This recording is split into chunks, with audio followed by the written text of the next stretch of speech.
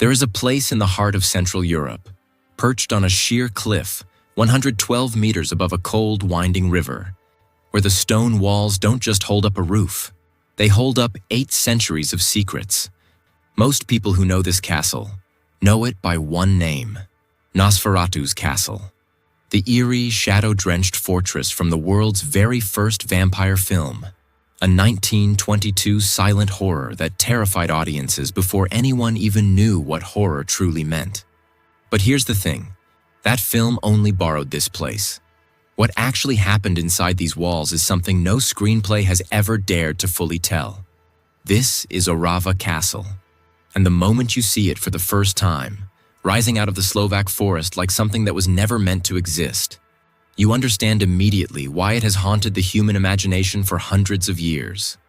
But what most people never ask is this: what actually happened inside those walls? Because the real history of Orava Castle isn't a vampire story. It's something far more unsettling. Have you ever wondered why some places just feel wrong? Stay with us, because by the end of this, you'll never look at Orava the same way again. To understand Orava, you have to go back to the year 1241, because that's when everything changed, not just for this region, but for an entire civilization. The Mongol invasion swept through Central Europe like a storm no one saw coming.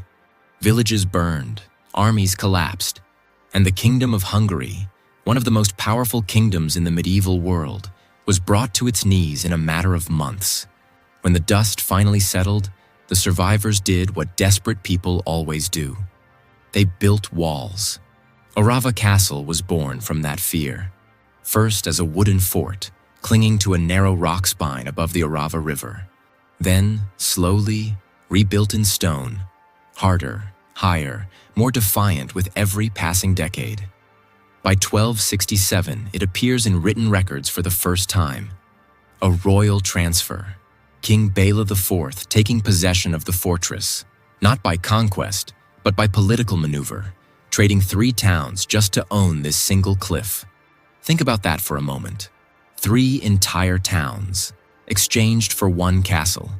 That tells you everything about how valuable this position was. This wasn't just a building. This was control. Control over the ancient amber trade route running from Hungary all the way to Poland. Whoever held Orava held the keys to an entire region's wealth. But power like that always comes with a price.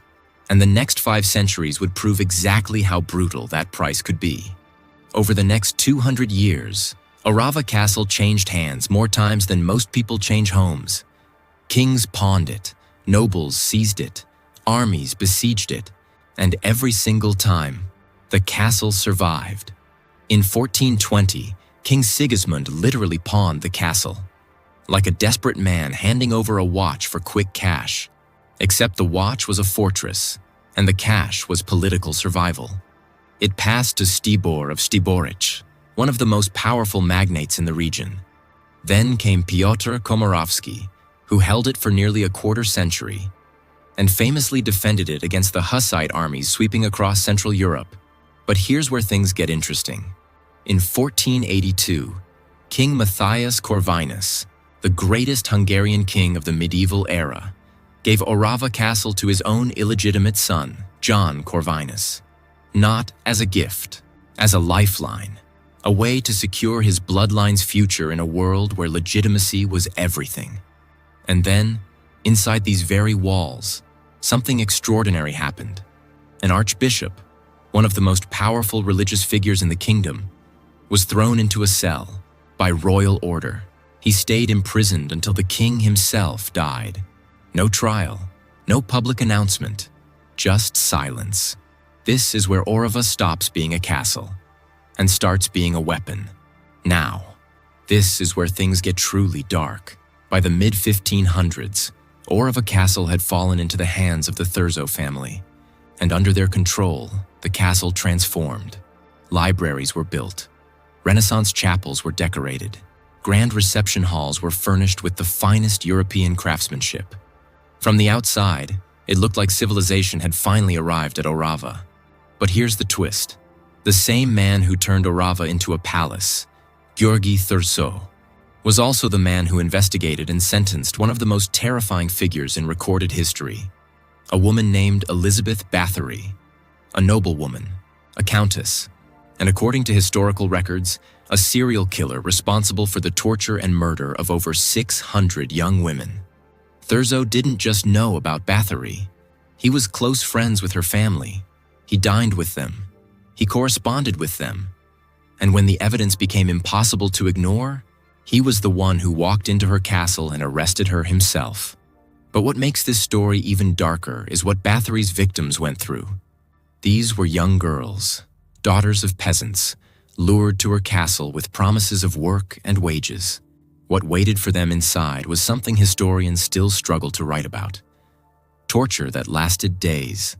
Victims kept alive deliberately, so the suffering could continue longer. And Báthory herself, reportedly watching, calmly, like it was entertainment. She was never executed, never put on trial. Instead, she was walled into a single room of her own castle, a few small holes for food and air, and there she stayed until she died 4 years later. Thurzo, the man who built Orava's grandest halls, made that decision, to bury her alive rather than expose what she knew. Because Elizabeth Báthory didn't just kill, she kept records. And those records implicated people far more powerful than herself. Those records were never made public. And then there's Nicholas Draskovic, another owner of Orava, rumored to have had servants skinned alive within these very walls, not in war, not in battle. In the corridors of what was considered one of the most refined castles in Central Europe, no vampire needed. The real monsters wore silk and carried titles. So why does any of this matter? Why should a castle in Slovakia, a place most people couldn't find on a map, mean anything to us today? Because Orava Castle is not just a building. It's a mirror. Every crack in its stone walls reflects something about human nature that we spend most of our lives trying to ignore. The hunger for power, the willingness to imprison the innocent, the way civilization and cruelty have always existed side by side, sometimes in the very same room.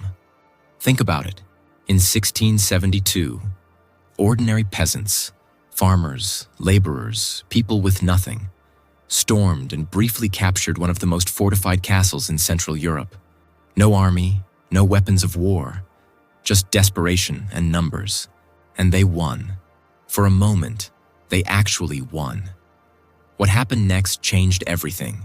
The imperial army came back, harder, stronger, and retook the castle with brutal efficiency. But that moment, that single, improbable moment, tells you something profound.